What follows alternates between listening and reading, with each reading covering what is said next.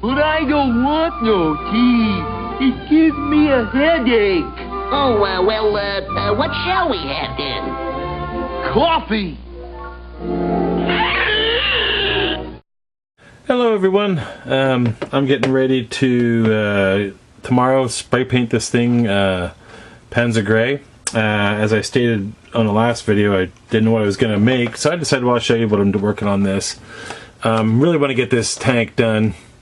I've got the machine guns ready to rock and roll. As you can see, I've just got a stick with some blue tack up there, and I'll be able to airbrush those easily. No problem there. Just even it out, and there you go.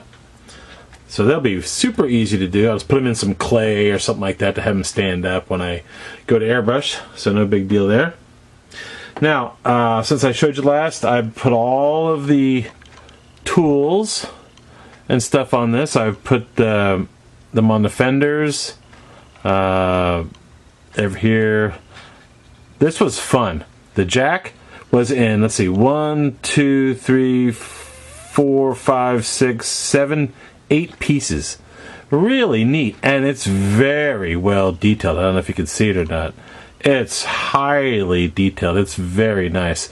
I was totally surprised. I was like, this is really good work. Everything was very well detailed. I put my own brass handles in here, as you can tell. I just used my I just used my, here it is. I showed you last time, my grab iron bender from Micromark. It worked good. I used it on the second one down. That's how tiny they were. So, just real tiny. But anyway, I've got everything on here. The front light here, I'm going to put silver, when I get done, I'll put silver in there. Then they have the nice lenses that come with the kit, so that's really cool. All the tools. And then the exhaust. I showed that in the picture at the end of the last video, but here it is all finished. I had to putty in here with some red putty, and then use some, what do you call it, acetone to wipe it off with one of those makeup Q-tips, really pointed ones. Worked out really well. But I've got everything masked off. As you can see, I'm going to be hitting from this direction, so I don't have to worry about masking all this stuff. I'll be airbrushing from this direction up and here. So really, like on the front here, as you can see, I covered this area right here. Just enough for me to use my airbrush right here, work my way up, and cover everything else. So nothing, as you can see, as wide as it is, nothing will hit the parts I don't want to hit. Later on, I will have to mask this off up here. I'll take these off and whatever, and I've got to paint my second color, which will be a chocolate brown in here for the camouflage. So I'll do that later and show you that. Other than that, it's ready to rock and roll. This is just regular 20-pound copy paper, and it'll work sweet. Like I said, here's another new handle. I said I made all my handles here. I didn't on the hull. I made my handles. On the turret, I used the kit handles, which were alright. They weren't bad to clean up, but I should have made those out of brass wire too, but at the time I was just busy doing it and I was having a fun time, so I didn't worry about it. They look fine. Alright, I'll get back to you when I'm finished airbrushing. Hello everyone! Well, I'm back. I finished putting all the Model Master Schwarzgrau 39 to 43 on. That's the Panzer Gray. I use, whenever I do Panzer Gray, I really love using, for my tanks, I love using Model Master paint enamels. I don't know why, I've just done it my whole time. I spray enamels very well. I'm very good at enamels, just because I've done them forever. The only time I started using acrylics is when I did that sub, the U-boat, a while back, and that was all Vallejo acrylics, which worked out really nice. So that's all. Everything now that I wanted done today is done. I got the tank all painted up. I'll be showing you in a minute how I'll just take all the tape off and everything like that, and you'll see how it looks. I also finished the 2 turrets with the machine guns on them. They're all done.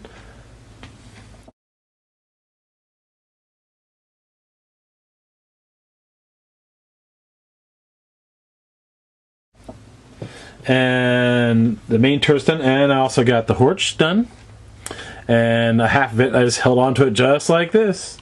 And I airbrushed everything in and around and got it all done underneath. So next time, tomorrow, if the weather's really good, which it should be, I'll just hold it from here and do the back end. But it sprayed really nice. About 3 to 4 coats on here. It was a cool day, 65 to 70 today. I had the blow dryer in the garage because I paint outside my garage. Because with seeing things at my age, it seems like I do better outdoors than I do indoors. I can see things better. Natural light seems to be the way to go for me. So it was perfect temperature, and I just brought it inside when I did a coat and hit it with the blow dryer. And then I would put another coat on, so worked out really nice.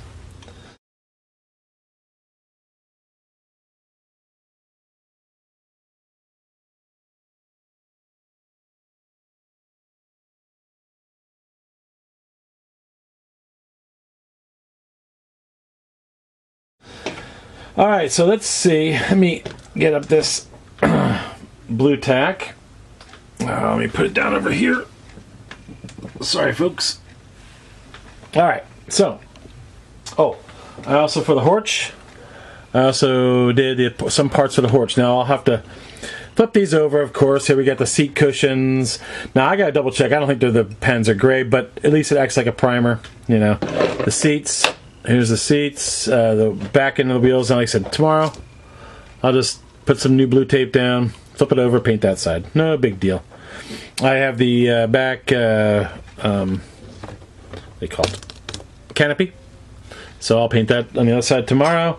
I've got the doors done, and I've got the windshield, which was fun. Stick it straight up. Whee! But I got that painted except for the bottom now, so what I will do is I'll touch that up tomorrow. And that'll go, that's the windshield. I'll have to put the clear glass in there. So, like I said, it was a good airbrushing day. Also finished the shackles here for the tank. I did one side, so I'll flip them over tomorrow and paint another coat of Panzer Gray on there. Alright, so this is kind of a mess in here. My model room is a mess right now. It's driving me insane. I've got to clean it. It's just, it drives me insane. Okay, so here we go. Need a knife. I used 10mm Tamiya tape to tape all this up. Worked out really sweet. Let's see if I can find. What did I do with it? I had it a minute ago. Well, anyway, let's just undo the tape. If it comes off, it comes off. It'll come off real easy anyway, so I'm not too worried about it. There we go. Everything should come off nice and easy because it's Tamiya tape. And let's see, hit this off.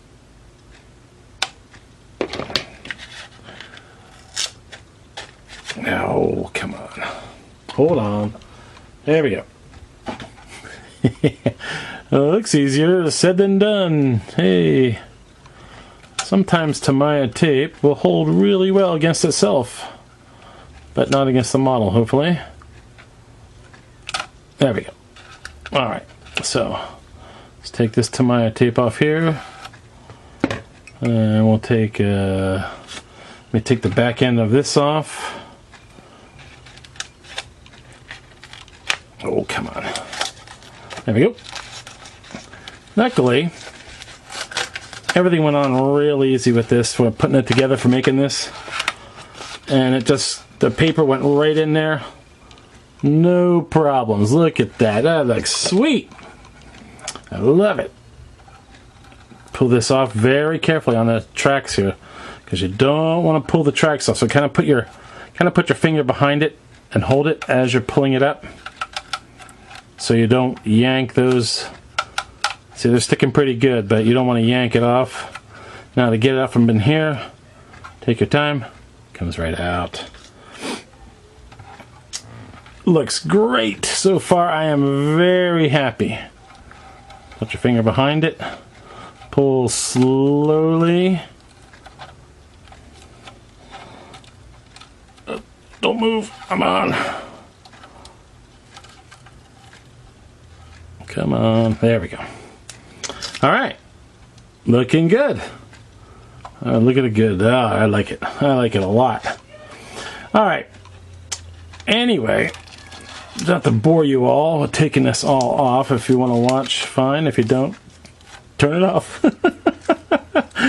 Sorry, guys. But just take your time. Whenever you do this, if you got to do it my method or whatever method you do, just take your time with this Tamiya tape. It is great stuff, but you have to be careful because sometimes the adhesion rate is pretty good onto itself. And these tracks, they're in really great shape, but you have to be careful and support yourself when you're pulling them off because of the amount of pressure that I didn't use much pressure to put the tape on, but just enough to keep it sturdy and not just peel off when I was doing the masking. Alright, there we go. There we go. And down here.